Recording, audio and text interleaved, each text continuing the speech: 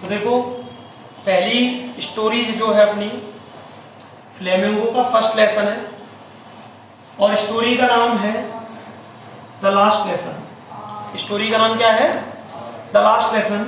और ये स्टोरी जो है अल्फोंस डोडेट ने लिखी है। ये स्टोरी किसने लिखी है? अल्फोंस डोडेट ने। तो मैं आपको पूरी स्टोरी नहीं बता रहा, मैं आपको केवल इसकी समरी बता रहा हूँ, जिससे आपको ओवरऑल व्यू मिल जाए एक कि पूरी स्टोरी में स्टोरी लाइन क्या है और वो क्या वो कहने की कोशिश कर रही है। समरी समझना क्यों जरूरी है? क्योंकि जब तक अपनी स्टोरी लाइन के बारे में पता नहीं लगाएंगे तब तक एक चीज समझिए, ना तो आपको क्वेश्चन आंसर समझ में आएंगे, ना आपको क्वेश्चन का आंसर देना आ पाएगा, क्योंकि आपको पता ही नहीं है कि स्टोरी में हुआ क्या है। इसीलिए स्टोरी को बहुत ध्यान से समझना ये बहुत जरूरी होता है। ठीक है, तो अपन स्टोरी स्टार्ट करते हैं। यहाँ पर आप देख पा रहे होंगे एक लड़का बैठा हुआ है। ये पूरी की पूरी स्टोरी इस एक लड़के के बारे में है। इसका नाम क्या है? फ्रेंच है। इसका नाम क्या है? फ्रेंच। और आप देख रहे होंगे कि ये पूरा का पूरा जो सीन यहाँ पर चल रहा है वो पूरा का पूरा सीन एक क्लास का चल रहा है। किसका चल रहा है? एक क्लास का।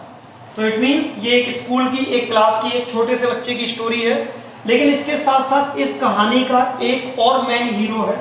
जैसे कई बार एक मूवी में दो हीरो होते हैं ना, तो वैसे ही इस मूवी का एक और हीरो है और वो ये है। इनका नाम है मिस्टर हैमिल। इनका नाम क्या है? मिस्टर हैमिल। तो इनके लुक्स को आप जरा ढंग से देखें, समझें यहाँ पर, क्योंकि आगे अभी सुनने को मिलेगा। वो इन्होंने एक अच्छी सी कैप पहनी हुई है, एक शानदार कोट पहना हुआ है और हाथ में क्या है इनके में? एक आयरन रॉड है, लोहे की छड़ है। और ये पूरी क्लास ये पढ़ा रहे हैं। यहाँ पर ये बैक बेंचेज हैं जो हमेशा खाली पड़ी रहती हैं, लेकिन आज उस पर कोई बैठा हुआ है। ठीक है, तो ये इसकी पूरी कहानी। ये तो क्लासरूम के जो चित्र मैंने आपको बताए, एक इससे पहले का एक ही है, इसी के इर्द गिर्द घूमेगी पूरी कहानी। तो कहानी क्या है उस पर चलते हैं अपन। कहानी ये है कि French started for school very let that morning. यानी उस सुबह फ्रेंच विद्यालय के लिए लेट हो गया क्योंकि वो देरी से उठा। ही वॉज अफ्रेड ऑफ, और उसे डर था, of being scolded because mister Hamel was to question them on participant. एक तो वो लेट हो चुका था इसलिए उसको डर था। दूसरा डर उसको किस बात का था कि मिस्टर हैमिल ने उसको पार्टिसिपल्स पर क्वेश्चन पूछने के लिए बोला था। यानी मिस्टर हैमिल ने उनको एक होमवर्क दिया था कि आपको पार्टिसिपल्स के रूल्स याद करके लाने हैं और वो रूल्स मैं आपसे पूछूंगा। तो मिस्टर हैमिल ने उनको एक होमवर्क दिया था, लेकिन उसको क्या था कि उसको उसका पहला वर्ड भी नहीं आता था, उसको पार्टिसिपल का पी भी नहीं पता था। तो इसीलिए उसको डर था। और मिस्टर हैमिल को वो बहुत ही ज़्यादा सख्त या स्ट्रिक्ट टीचर मानता था, क्योंकि वो बहुत क्रोधित प्रवृत्ति के टीचर थे मिस्टर हैमिल, इसीलिए उसको डर था। ही thought of running away and spending the day out of doors. इसीलिए उसने डिसीजन लिया कि वो आज विद्यालय नहीं जाएगा। वो घर से तो जाएगा लेकिन विद्यालय ना जाकर कहीं बाहर अपना समय व्यतीत करेगा। जिस चीज़ में आप एक्सपर्ट है, जैसे किसी दिन टेस्ट होता है तो घर से तो अपन निकले, कोचिंग तक पहुंचे नहीं और इधर उधर घूम घाम के जैसे ही टाइम खत्म हो गया अपन अपने घर पहुंच गए। तो उसने वैसा ही कुछ करने का सोचा। द वार्म ब्राइट डे, दिन बढ़िया खुला था, अच्छा मौसम था। द चेपिंग बर्ड्स, जो पक्षी थे वो चहचहा रहे थे। And the Prussian soldiers drilling in the open field back of the Somil were tempting. और जो प्रशियन आर्मी थी, प्रशियन सैनिक थे, वो सोमिल यानी एक कारखाना था जिसके पीछे ग्राउंड में फ्रेंच जाकर बैठ गया था। उसी ग्राउंड में वो सेना भी आ गई, सैनिक भी आ गए परेड करने के लिए। अब फ्रेंच ने सोचा कि मैं इन लोगों के द्वारा प्रलोभित हूं, इससे अच्छा है कि मैं स्कूल चला जाता हूं। अभी यहां बैठूंगा, इनकी परेड देखनी पड़ेगी, इनसे प्रलोभित होना पड़ेगा, तो इनसे प्रलोभित होने से अच्छा है मैं कहाँ चला जाता हूं? स्कूल। तो उसने स्कूल जाने का डिसीजन ले लिया लास्ट में। अब जब वो स्कूल के लिए निकला तो उसने देखा कि देयर वाज ए क्राउड। क्या देखा उसने? There was a crowd in front of the bulletin board near the town hall, यानी टाउन हॉल एक जगह है, टाउन हॉल एक जगह है, उस टाउन हॉल पर जो बुलेटिन बोर्ड लगा था, bulletin board just type of A notice board, इस पर सारी सूचनाएं आती हैं, तो उस बुलेटिन बोर्ड के सामने ढेर सारी भीड़ लगी हुई थी। अब बुलेटिन बोर्ड के सामने भीड़ क्यों लगी थी? क्योंकि वहां पर न्यूज आती रहती थी, उनको पढ़ते रहते थे। फ्रेंच वहां नहीं रुका, फ्रेंच ने सोचा कि पिछले 2 साल से उस बुलेटिन बोर्ड पर केवल बैड न्यूज आ रही थी। क्या आ रही थी? केवल बैड न्यूज, बुरी खबर आ रही थी कि कितने सैनिक बंदी बन गए, कितने सैनिक मार दिए गए, इस टाइप की न्यूज आ रही थी। तो वो वहां नहीं रुका, वो वहां से जल्दी से निकलने लगा। जब वो वहां से जल्दी से निकला तो वॉचर और ब्लैक स्मिथ यानी चौकीदार और लोहार ने उसको रोका और उससे कहा कि इतनी जल्दी कहाँ भागे जा रहे हो, स्कूल तो आप टाइम पे पहुंच ही जाओगे। प्लेंटी ऑफ टाइम का मतलब होता है समय पर पहुंच जाना, किसी जगह पर कोई काम समय के अंदर हो जाना मतलब प्लेंटी ऑफ टाइम। तो उसने कहा आप समय पर स्कूल पहुंच जाओगे, इतनी जल्दी कहाँ भागे जा रहे हो। लेकिन फ्रेंच ने उनको अवॉइड किया और वहां से वो निकल गया। जब वो स्कूल पहुंचा तो उसने देखा कि सामान्यतः वहां क्या होता था, great bustle when the school begin, जब स्कूल शुरू होता था तो बहुत सारा शोरगुल होता था, हलचल मची रहती थी स्कूल में। आपने देखा ही होगा जब स्कूल चलता है तो बच्चों की चहचहाट, उनके भागने दौड़ने की आवाज आती रहती है। लेकिन उस दिन क्या था, that day everything was a quite a Sunday morning. उस दिन पूर्ण रूप से शांति थी विद्यालय में, जैसे कि संडे की मॉर्निंग को होता है। जैसे संडे की मॉर्निंग स्कूल की छुट्टी होती है, बच्चे जाते नहीं है, तो स्कूल में शांति मची रहती है। तो उस दिन बिल्कुल शांति थी जैसे कि संडे की मॉर्निंग को होती है।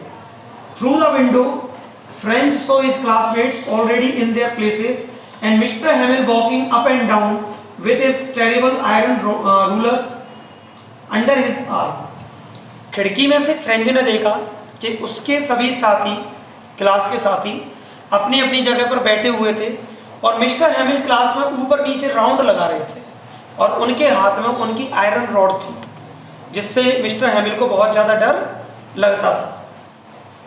French open the gate and went in. French ने गेट खोला और अंदर गया। He blushed and was frightened. वो शर्माया हुआ और डरा हुआ था, सहमा हुआ था। क्यों? क्योंकि एक तो वो लेट हो गया था तो सबकी नजर उसी पर थी, दूसरा उसको डर मिस्टर हैमिल से लग रहा था। Mister Hamel very kindly asked him to go to his place. Mister Hamel ने बड़े प्यार से उससे कहा कि आप जाओ अपनी जगह पर बैठ जाओ। फ्रेंच देखकर बड़ा हैरान हो गया, शॉक्ड हो गया कि मतलब मिस्टर हैमिल जिसको वो इतना सख्त बता रहा है, स्ट्रिक्ट बता रहा है, उसके जैसे टीचर ने उसको डांटा ही नहीं, जो कि मारने के पीटने के बहाने ढूंढता है। उसने उसको डांटा ही नहीं, बड़े प्यार से कह दिया कि आप जाओ अपनी जगह पर बैठ जाओ। तो एक तो ये चीज हो गई जिसने उसको परेशान किया। अब दूसरा क्या था, फ्रेंच नोटिस्ड, फ्रेंच ने देखा that their teacher had put on his beautiful green coat, his frilled shirt and the little black silk cap। उसके टीचर ने बढ़िया अपनी कैप लगाई हुई थी, कोट पहना हुआ था, मतलब अच्छी ड्रेस पहनकर आया था जो ओकेजनली वो पहनता था। मतलब कढ़ाईदार जड़ी हुई शर्ट पहनकर आया था। वो कब पहनता था? मान लीजिए कोई प्राइज डिस्ट्रीब्यूशन सेरेमनी है या कोई और कार्यक्रम है, ऐसे कार्यक्रम में वो ड्रेस पहन के आता था। ऐसी ड्रेस पहनकर वो आया था उस दिन। दूसरा उसने क्या देखा था, village people were sitting quietly on the usually empty back benches, यानी जो क्लास में खाली बेंच डली रहती थी पीछे की साइड में, उन बेंचेस पर गांव के लोग वहां बैठे हुए थे। अब फ्रेंच को इन चीजों ने बड़े परेशान किया कि एक तो उसके टीचर ने उसको डांटा नहीं, दूसरा वो नए कपड़े पहने हुए था, तीसरा गांव के लोग खाली बेंचेस पर बैठे हुए थे। तो उसको समझ में नहीं आ रहा कि गांव के लोग यहाँ क्या कर रहे हैं। इससे पहले कि वो कुछ देख पाता, mister Hamel said that it was the last lesson he would give them. Mister Hamel स्वयं ही बोल पड़े, उन्होंने कहा कि आज जो मैं आपको पढ़ा रहा हूं वो मेरा आपको पढ़ाया जाने वाला लास्ट लेसन है, अंतिम लेसन है पढ़ाने के लिए। Henceforth only German was to be taught in the schools of Alsace and Lorraine। तो जर्मनी के दो डिस्ट्रिक्ट थे, क्या थे? दो डिस्ट्रिक्ट, क्या नाम था उनका? अल्सेस और लॉरेन। तो एक आदेश आ गया था कि जर्मनी के जो अल्सेस और लॉरेन जो दो डिस्ट्रिक्ट हैं, उनमें जितने भी स्कूल्स हैं उनमें केवल और केवल जर्मन भाषा ही पढ़ाई जाएगी। ऑफ मिस्टर हैमिल कौन थे? मिस्टर हैमिल फ्रेंच भाषा के, फ्रेंच लैंग्वेज के टीचर थे। अब जब फ्रेंच पढ़ाई ही नहीं जाएगी, जर्मन पढ़ाई जाएगी, तो अगले दिन से मिस्टर हैमिल का कोई काम ही नहीं है वहाँ। तो मिस्टर हैमिल उस स्कूल को छोड़कर जाने वाले थे, इसीलिए उन्होंने कहा कि ये मेरा लास्ट लेसन है। The new master would come the next day, जो अगला टीचर था जो जर्मन लैंग्वेज का था वो अगले दिन आने वाला था। This was their last lesson of French, he wanted them to be very attentive. इसीलिए उन्होंने कहा कि ये जो मैं आज आपको पढ़ाने वाला हूँ वो फ्रेंच भाषा का लास्ट लेसन है, इसीलिए मैं आपसे चाहता हूँ कि आप अटेंटिवली यानी ध्यानपूर्वक इस लेसन को सुने, क्योंकि लास्ट लेसन है। आज के बाद ना मैं आपको पढ़ाऊंगा ना आपको कभी फ्रेंच लैंग्वेज पढ़ने को मिलेगी। उसके बाद अचानक से फ्रेंच के अंदर एक बदलाव हुआ। फ्रेंच को दुख होने लगा कि उसने अपने लेसन्स को ठीक से नहीं सीखा। The idea that mister हैमिल was going, जब उसको पता लगा कि मिस्टर हैमिल जाने वाले हैं, तो जिस मिस्टर हैमिल से वो नफरत करता था, जिसको इतना क्रूर समझता था, उस मिस्टर हैमिल के प्रति उसको अचानक से सहानुभूति होने लगी, दया आने लगी। क्यों आने लगी? क्योंकि उसको पता लग गया कि मिस्टर हैमिल विद्यालय छोड़ के जाने वाले थे। नाउ फ्रेंच अंडरस्टूड,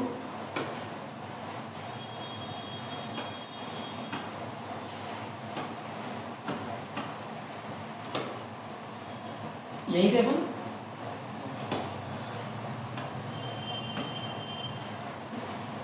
ये यहां। तो नाउ फ्रेंच अंडरस्टूड, अब फ्रेंच को समझ में आ गया कि मिस्टर हैमिल संडे क्लोथ क्यों पहन के आए, गांव के बूढ़े लोग क्यों बैठे थे क्लास में, क्योंकि वो मिस्टर हैमिल के प्रति अपना सम्मान व्यक्त करने के लिए आए थे। मिस्टर हैमिल उस विद्यालय की और अपने देश की सेवा पिछले 40 सालों से कर रहा था, इसीलिए गांव के लोग अपना सम्मान मिस्टर हैमिल और देश के प्रति दर्शाने के लिए आए थे, जो देश उनका आगे नहीं रहने वाला था। क्यों? Mister Hamel asked French to recite, mister Hamel ने फ्रेंच को खड़ा किया और उससे क्वेश्चन पूछना शुरू किया। But he stood there silent, लेकिन वो शांति से चुपचाप खड़ा रहा। क्यों? क्योंकि उसको कुछ आता ही नहीं था, उसने कुछ याद ही नहीं किया था। The teacher did not scold him, लेकिन इस बार टीचर ने उसको डांटा ही नहीं। क्यों नहीं डांटा? He confessed that his parents and he, यानी वो स्वयं खुद, वर एट फॉल्ट। उसने बोला कि जितनी गलती इसमें फ्रेंच की है उतनी गलती माता पिता की भी है और उतनी ही गलती मेरी भी है, क्योंकि इसने ठीक से समझने की कोशिश नहीं की और मैंने ठीक से समझाने की कोशिश की नहीं। मतलब उसने अपनी गलती को भी स्वीकार किया। उसके बाद उसने बताया कि फ्रेंच भाषा जो है वो संसार की सबसे ब्यूटीफुल लैंग्वेज है, सबसे सुंदर भाषा है, सबसे क्लियरेस्ट है, स्पष्ट है और तथ्यपूर्ण है।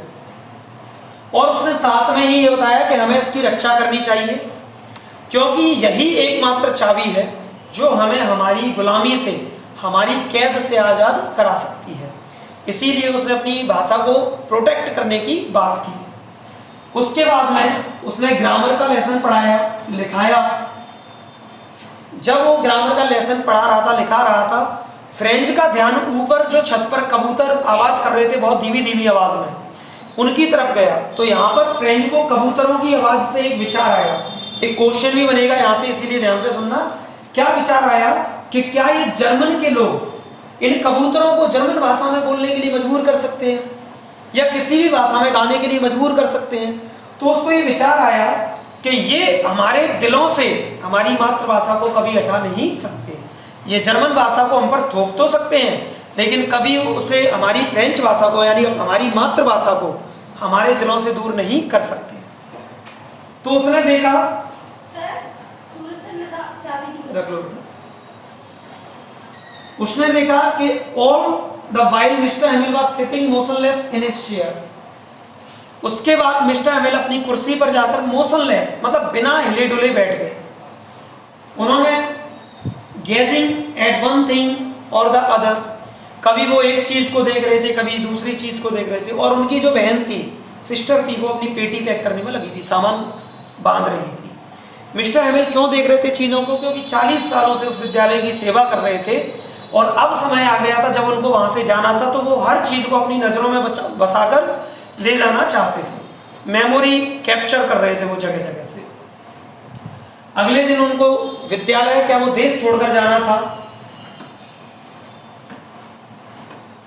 After writing they had a lesson in history, फिर उन्होंने हिस्ट्री का एक लेसन लिखाया। And then the babies chanted their baba bibi, even the old Hauser was crying. उसके बाद चौकीदार के चिल्लाने की, बच्चों के चिल्लाने की आवाज वहां आने लगी। All at once the church clock struck 12 and then the midday prayers. और जो चर्च की जो घड़ी का टाइम था उसमें 12 बज चुके थे, मतलब समझ में आ गया कि छुट्टी का समय हो गया था। सभी ने दोपहर की जो प्रार्थना होती है वो की। उसके बाद क्या हुआ कि जो प्रशियन सोल्जर्स थे जो परेड करने के लिए गए थे, उनके ट्रम्पेट्स यानी उनके जो डोल वगैरह होते हैं उनके बजने की आवाज आने लगी, तो वो वहां से गुजरने लगे। Mister Hamel stood up, mister Hamel खड़े हुए। He wanted to speak but something choked him. वो बहुत कुछ बोलना चाहते थे लेकिन ऐसा लग रहा था कि किसी चीज ने उसकी आवाज को दबा दिया हो। Then he took a piece of chalk and wrote on the blackboard as large as he could a Bible of France.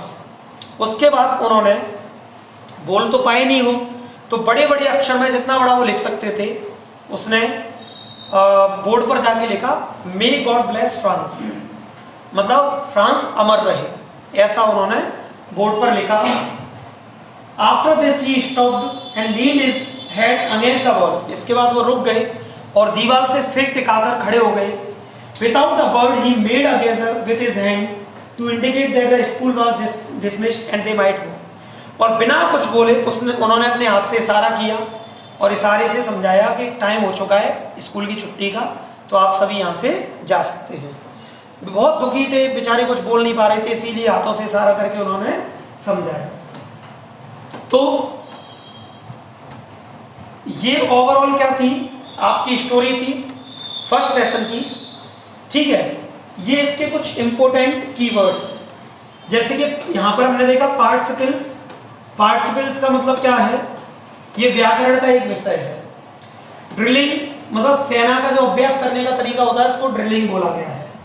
Apprentice मतलब हुनर विशेष सीखने के लिए कम वेतन पर काम करने वाले तैयार व्यक्ति, मतलब कोई ऐसा व्यक्ति जो बिना किसी स्वार्थ के सेवा दे। बसल मतलब लोगों और शोर से भरा होना, मतलब भगदड़ मचना, शोर शराबा मचना। यूनिसन मतलब एक साथ। रैपिंग किसी हार्ड ऑब्जेक्ट को कोई बार बार तेजी से हिट करना, मतलब जब वो लोहे की छड़ को बार बार ठोक रहा था टेबल पर तो उस चीज के लिए रैपिंग यूज किया गया। कमोशन मतलब शोर या उत्साह, मतलब एक्साइटेड हो जाना। ब्लश्ड मतलब शर्माना। अफ्राइट मतलब भयभीत होना, डरना। सोलन मतलब गंभीर, एकाग्रचित सॉरी। हाउसर मतलब एक बूढ़ा किसान बोला गया है यहाँ पर। प्राइमर मतलब एक छोटी सी किताब, यानी जो बचपन में आती थी ना ज्ञान गंगा टाइप की, उसको प्राइमर बोला गया है। और रैचेज मतलब दर्द या पीड़ा।